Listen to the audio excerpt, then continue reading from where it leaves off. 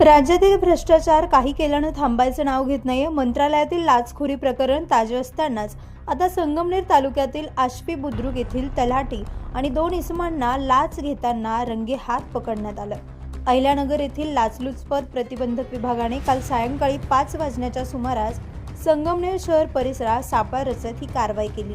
तलाठी बाबासाहेब बोराडे, हितेश घोडेकर आणि प्रतीक कातोरे अशी ताब्यात घेतलेल्या 3 संशयितांची नावे आहेत।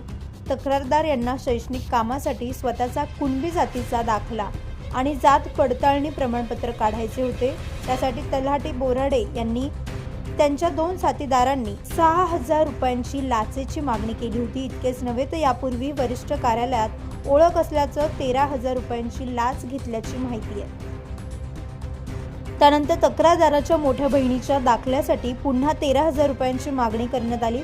वारंवार होणाऱ्या या मागण्यांना कंटाळून तक्रारदाराने अखेर अहिल्यानगरच्या लाचलुचपत प्रतिबंधक विभागाकडे तक्रार केली।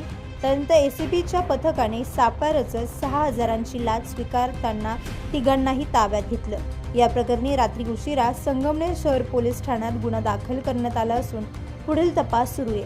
ही कारवाई नाशिक परिक्षेत्राचे पोलीस अधीक्षक भारत तांगडे, अप्पर पोलीस अधीक्षक माधव रेड्डी यांच्या मार्गदर्शनाखाली पोलीस उपअधीक्षक अजित त्रिपुटे यांच्या पथकाने केली। दरम्यान कोणत्याही शासकीय कामासाठी लाचेची मागणी झाल्यास नागरिकांनी तातडीने 1064 या टोल फ्री क्रमांकावर संपर्क साधावा असे आवाहन लाचलुचपत प्रतिबंधक विभागाच्या वतीने करण्यात आले आहे। भ्रष्टाचाराविरुद्धची ही कारवाई प्रशासनाला दिलेला स्पष्ट इशारा असल्याचं बोललं जात आहे। नवतेज महाराष्ट्रासाठी प्रतिनिधी अमोल वाघमोडे।